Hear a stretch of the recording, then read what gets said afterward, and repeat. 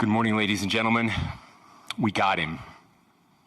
On the evening of September 11th, a family member of Tyler Robinson reached out to a family friend who contacted the Washington County Sheriff's Office with information that Robinson had confessed to them or implied that he had committed the incident. This information was relayed to the Utah County Sheriff's Office and scene investigators at Utah Valley University. This information was also conveyed to the FBI. Investigators reviewed additional video footage from UVU surveillance and identified Robinson arriving on UVU campus in a gray Dodge Challenger at approximately 8:29 a.m. on September 10th, in which he is observed on video in a plain maroon t-shirt, light-colored shorts, a black hat with a white logo, and light-colored shoes. When encountered in person by investigators in Washington County on September 12th, in the early morning hours, Robinson was observed in consistent clothing with those surveillance images. Investigators interviewed a family member of Robinson who stated that Robinson had become more political in recent years. The family member referenced a recent incident in which Robinson came to dinner prior to September 10th, and in the conversation with another family member, Robinson mentioned Charlie Kirk was coming to UVU. They talked about why they didn't like him and the viewpoints that he had. The family member also stated Kirk was full of hate and spreading hate. The family member also confirmed Robinson had a gray Dodge Challenger. Investigators identified an individual as the roommate of Robinson. Investigators interviewed that roommate, who stated that his roommate, referring to Robinson, made a joke on Discord. Investigators asked if he would show them the messages on Discord. He opened it and showed several messages to investigators and allowed investigators to take photos of the screen as each message was shown by Robinson's roommate. These photos consisted of various messages, including content of messages between the phone contact name Tyler with an emoji icon and Robinson's roommate's device.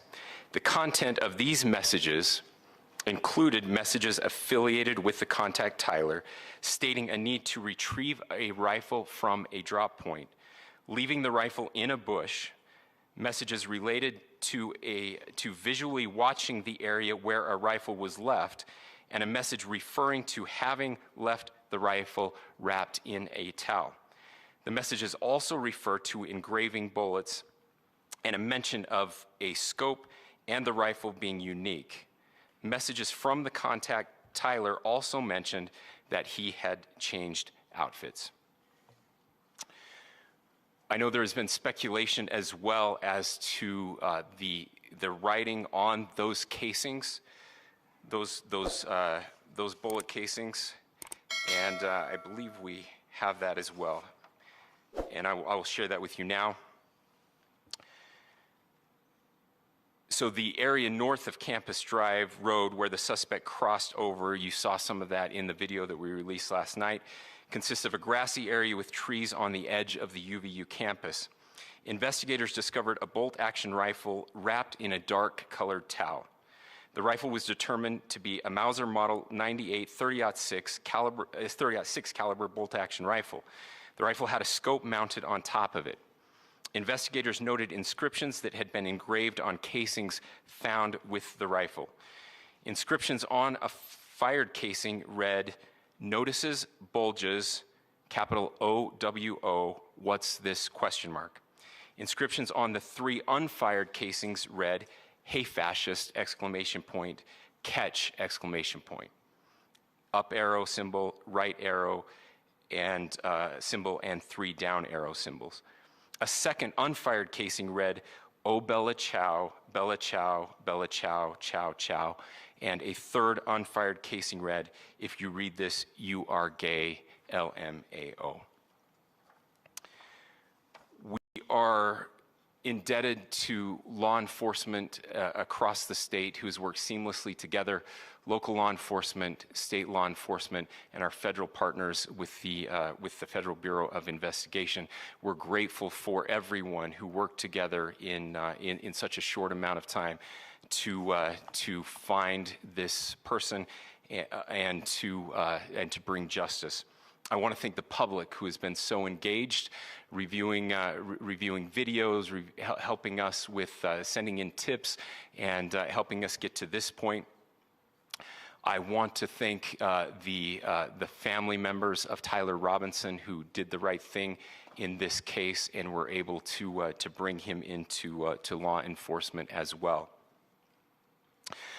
I especially want to thank the family of Charlie Kirk, Erica, Charlie's parents, his children. I want us to be thinking of them as we bring justice in this case. They will be involved in that justice. We will be working very closely with them as we move through this process as well. This is a very sad day for our country, a terrible day for the state of Utah. But I'm grateful that at this moment we have an opportunity to bring closure to this very dark chapter in our nation's history. With that, I will now turn the microphone over to the Director of the FBI, Kash Patel. Thank you, Governor. This is what happens when you let good cops be cops. The FBI and our partners are proud to stand here today together to bring justice to the family of Charlie Kirk and honor his memory. I want to express my deep gratitude to President Trump, the Vice President, and the entire White House who have been so incredibly supportive with both resources and just personally to the FBI as a team. They had our backs the entire way, and I just want to express my gratitude for giving us the resources we need to operate in this space to bring this sort of justice at this sort of speed. In 33 hours, we have made historic progress for Charlie. Governor Cox, our partnership has been absolutely incredible these last few days. Our partnership will endure. Your state and local partners, your sheriffs, your DPS community has been unbelievably impressive in the hardest of times. And a case like this cannot be solved, cannot be brought without partnering with your state and local authorities. The FBI has a certain role to play, and we will play that role, and we will lead out the federal government. But Governor Cox, we are so grateful for your state partnership that led out on this investigation. A little bit of the timeline. Charlie was shot at 12:23 p.m. on Wednesday. The first FBI agents arrived on scene in 16 minutes with chiefs of police at 12:39 and secured the scene. The FBI immediately launched fixed-wing assets. We utilized these assets to transport personnel, specialty technicians, hostage rescue teams. We also utilized these assets to go back and forth from the East Coast and here in Utah to transport forensic evidence and other evidence that will be analyzed and is being analyzed at our FBI laboratories in Quantico and other laboratories, including the ATF. At my direction, the FBI released the first set of FBI photos of the suspect at 10 a.m. local time on 9/11. Then, shortly thereafter, the FBI reward of $100,000 was released at 10:45 a.m. local. Myself and Deputy Director Bongino arrived on the scene at approximately 5:30 p.m. on 9/11. The governor led a press conference last night at approximately 8 p.m., where at my direction, the FBI released a never-before-seen video of the suspect. We also released new images to the public of the suspect. And just last night, the suspect was taken into custody at 10 p.m. local time. In less than 36 hours, 33 to be precise, thanks to the full weight of the federal government and leading out with the partners here in the state of Utah and Governor Cox, the suspect was apprehended in a historic time period. And I want to highlight what Governor Cox said. This would not have been possible without you, the media, and you, the public. That's why we went so public, so fast, and we're so transparent, and we're committed to that transparency. The crime scene, just a little bit there. It is a large crime scene. State and local authorities, along with federal authorities, processed that crime scene quickly. And I even had the ability to walk through that crime scene and walk through the steps the suspect took to learn more about what was needed and what resources we needed to bear to create a full picture for the FBI and leadership back in Washington. Furthermore, thankfully to state and local partners, forensic evidence has been seized and continues to be garnered. Forensic evidence has already been evaluated at FBI laboratories in Quantico and state and local authorities here. We will continue to process evidence as we see it, as we collect it, and we will continue to deliver it to Governor Cox and his team. Last night, we had a total of approximately 7,000 7,000 leads. As of this morning, thanks to your great work, we have over 11,000 leads that were called in to the FBI. And we are running out every single lead that we can. Every one of those leads will be run out. The arrest is a testament to the dedication of good law enforcement being great and partnerships in law enforcement, which I've tried to highlight as my tenure as the director of the FBI.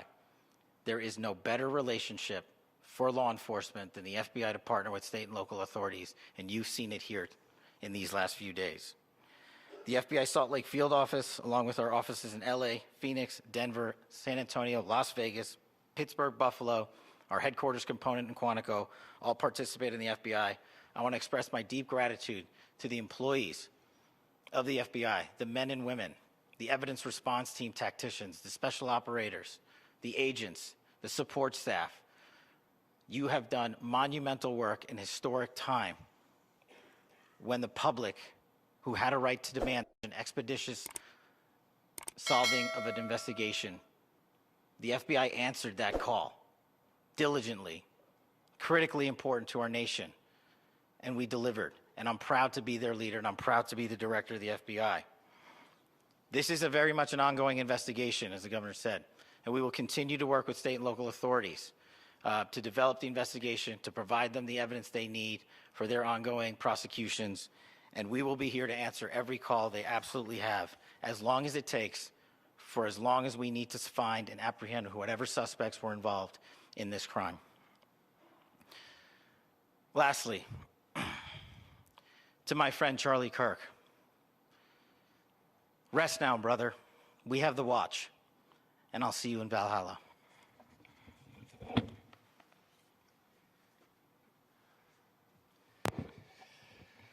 Thank you, and good morning.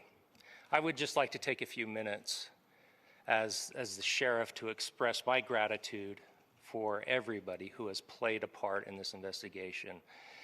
As you know, it's been a vast, a complicated, and a very, very fast-paced investigation. You're looking at people standing up here who are running on, if they got an hour's sleep in the last couple of days, they're probably lucky. It has been very taxing. It has been so impressive, speaking on behalf of the local law enforcement, to see the cooperation that we've seen in this type of case. Across the state, sheriffs, chiefs, our state partners have stepped up and have come to the call on anything that we needed. Our county chiefs have been phenomenal. Our Utah County Attorney, Jeff Gray, who's standing up here with us, has been phenomenal in leading us through this investigation. I would like to thank the federal government for their resources, their assets. Our local team here, our FBI team, has been extraordinary in helping us work through this and bring this person to justice. Most of all, I would like to thank the public, and specifically, I would like to thank the public who turned to prayers and who turned to positiveness for us. I would like to thank them on behalf of the law enforcement community, because we needed those prayers. That's what we needed to get through this. We needed your support, and you gave it to us. We needed your patience, and you gave it to us. And I would like to thank you for the Kirk family, because that's what they need, is your support and your prayers, and that will get us through all of this. So thank you, everybody, for everybody that have stepped up. We've had such a phenomenal response to this. Thank you.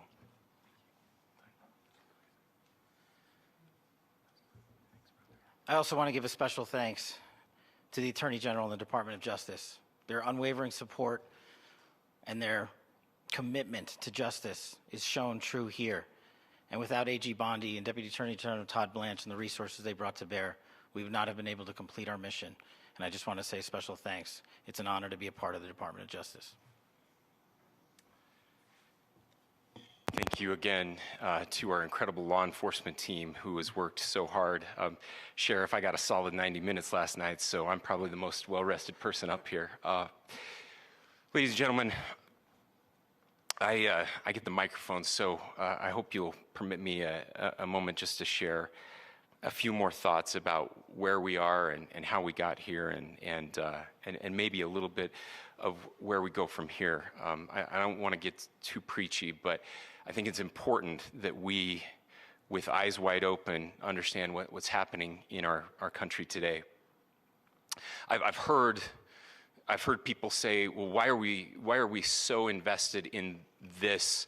There's violence happening all across our country, and violence is tragic everywhere, and every life taken is a child of God who deserves our love and respect and dignity. This is certainly about the tragic death, political assassination of Charlie Kirk. But it is also much bigger than an attack on an individual. It is an attack on all of us. It is an attack on the American experiment. It is an attack on our ideals. This cuts to the very foundation of who we are, of who we have been, and who we could be in better times. Political violence is different than any other type of violence for lots of different reasons. One, because in the very act that Charlie championed of expression, that freedom of expression that is enshrined in our founding documents, in having his life taken in that very act, makes it more difficult for people to feel like they can share their ideas, that they can speak freely. We will never be able to solve all the other problems, including the violence problems that people are worried about, if we can't have a clash of ideas safely and securely. Even, especially those ideas with which you disagree. That's why this matters so much. Over the last 48 hours, I have been as angry as I have ever been, as sad as I have ever been. And it was, as anger pushed me to the brink, it was actually Charlie's words that pulled me back. I'd like to share some of those. And specifically right now, if I could, I need to talk to the young people in our state, in my state, and all across the country. As President Trump reminded me, he said, you know who really loved Charlie? The youths. And he's right. Young people loved Charlie, and young people hated Charlie. And Charlie went into those places anyway. And these are the words that have helped me. Charlie said, when people stop talking, that's when you get violence. He said, the weak can never forgive. Forgiveness is the attribute of the strong. The only way out of the labyrinth of suffering is to forgive. Welcome without judgment, love without condition, forgive without limit. He said, always forgive your enemies. Nothing annoys them so much. A few months ago, I referenced this last night, Charlie posted to social media, when things are moving very fast and people are losing their minds, it's important to stay grounded. Turn off your phone, read scripture, spend time with friends, and remember, internet fury is not real life. It's going to be okay. He again said, when you stop having a human connection with someone you disagree with, it becomes a lot easier to commit violence. He said, what we as a culture have to get back to is being able to have a reasonable agreement, where violence is not an option. Now, again, to my young friends out there, you are inheriting a country where politics feels like rage. It feels like rage is the only option. But through those words, we have a reminder that we can choose a different path. Your generation has an opportunity to build a culture that is very different than what we are suffering through right now. Not by pretending differences don't matter, but by embracing our differences and having those hard conversations. I think we need more moral clarity right now. I hear all the time that words are violence. Words are not violence. Violence is violence. And there is one person responsible for what happened here. And that person is now in custody and will be charged soon and will be held accountable. And yet, all of us have an opportunity right now to do something different. I want to thank my fellow Utahns. This bad stuff happens. For 33 hours, I was praying that if this had to happen here, that it wouldn't be one of us, that somebody drove from another state, somebody came from another country. Sadly, that prayer was not answered the way I had hoped for, just because I thought it would make it easier on us if we could just say, hey, we don't do that here. And indeed, Utah is a special place. We lead the nation in charitable giving. We lead the nation in service every year. But it did happen here. And it was one of us. But I want you to look at how Utahns reacted the last 2 nights. There was no rioting. There was no looting. There were no cars set on fire. There was no violence. There were vigils and prayers and people coming together to share the humanity. And that, ladies and gentlemen, I believe is the answer to this. We can return violence with violence. We can return hate with hate. And that's the problem with political violence, is it metastasizes. Because we can always point the finger at the other side. And at some point, we have to find an off-ramp, or it's going to get much, much worse. But see, these are choices that we can make. History will dictate if this is a turning point for our country. But every single one of us gets to choose right now if this is a turning point for us.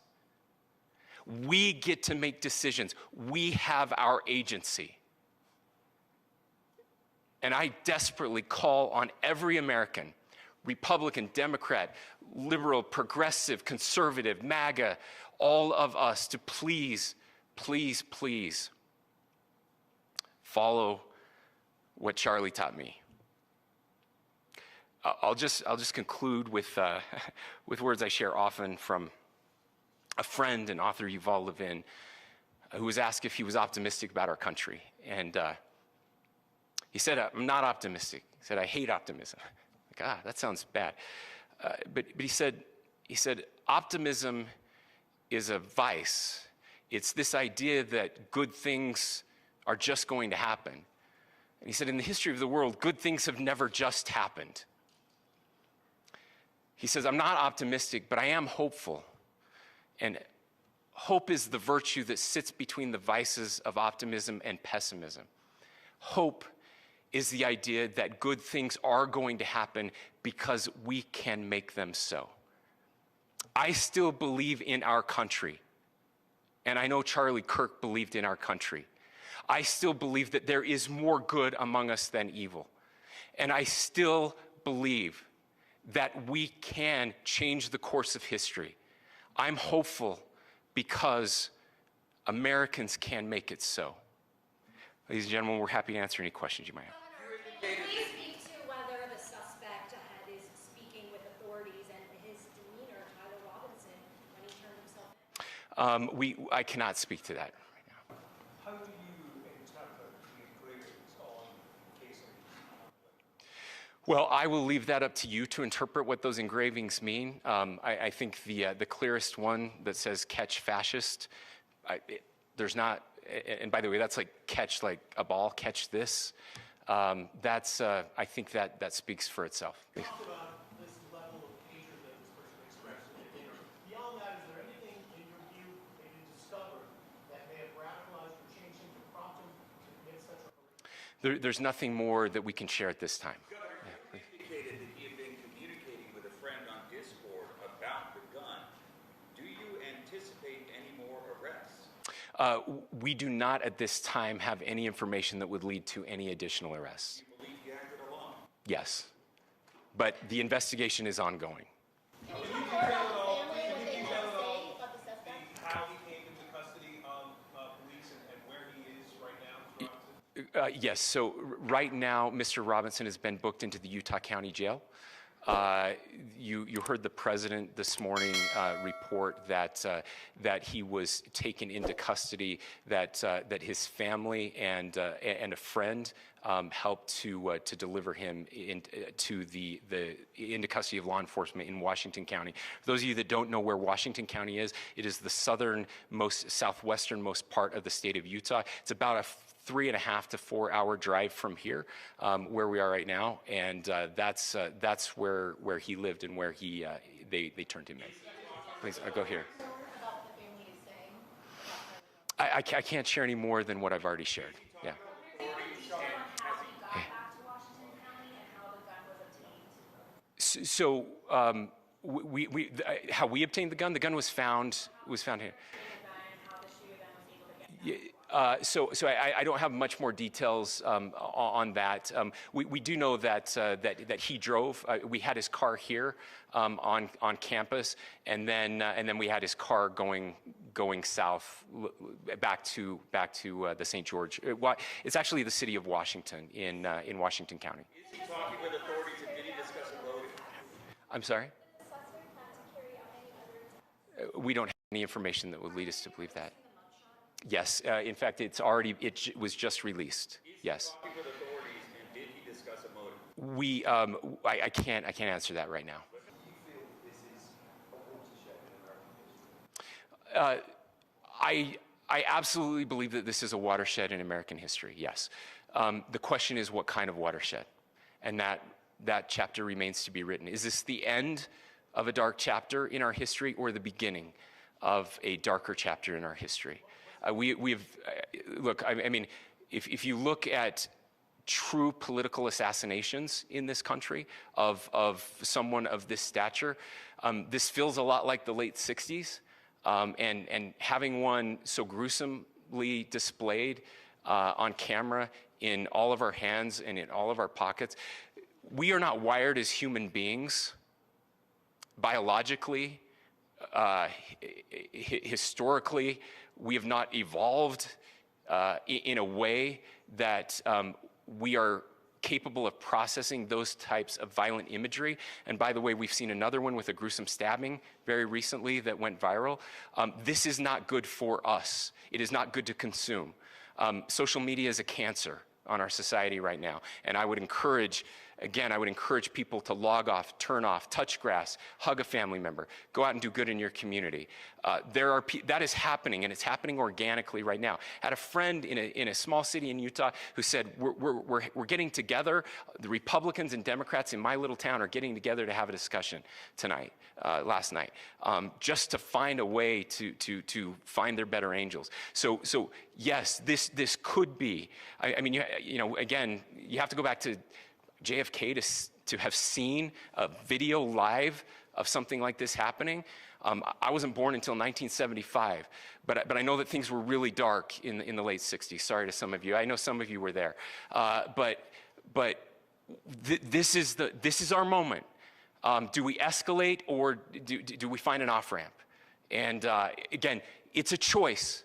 It's a choice, and every one of us gets to make that choice. Two more questions right here. Could we clarify that the release of those enhanced images at 8 p.m., the timeline that Director Patel gave us, led to the arrest at 10 p.m.? Is there a direct connection between those two events? I cannot comment if there is a direct connection or not, but all I can say is that through some process, the family came to know that this had happened. One more thing, Governor. Could you just clarify Correct. Yes, yes. So, so when he's first spotted on campus, he has different clothing on, and then he changes clothing on the roof, and then changed back into that clothing at some point, so that when he was apprehended, when he was arrested, the clothing matched the clothing he had on before the shooting here at UVU. Last question here. Yes. The suspect was from Utah. Can you kind of tell us a little bit more about where, and was he a student here at this university, and is there any history of mental illness? Yeah. So I don't have any information on the mental illness part. He was not a student here at UVU. He was living and had lived for a long time with his family in Washington County, in the southernmost part of our state. Thank you, everyone, for your great work in getting this information out. I would just say, process-wise, this may be important. I know many of you aren't familiar with the process in Utah. I think it's important that you understand that. Basically, we have 3 days for charging documents to be filed. A CI will be filed. We'll have more information then, more detailed information as those charging documents are filed in preparation for a preliminary hearing. So 3 days. So we would anticipate then that early next week those charging documents will be filed. We will obviously be working. The county attorney will be working very closely with Mr. Kirk's family as those documents and decisions are prepared and made. Thanks, everyone.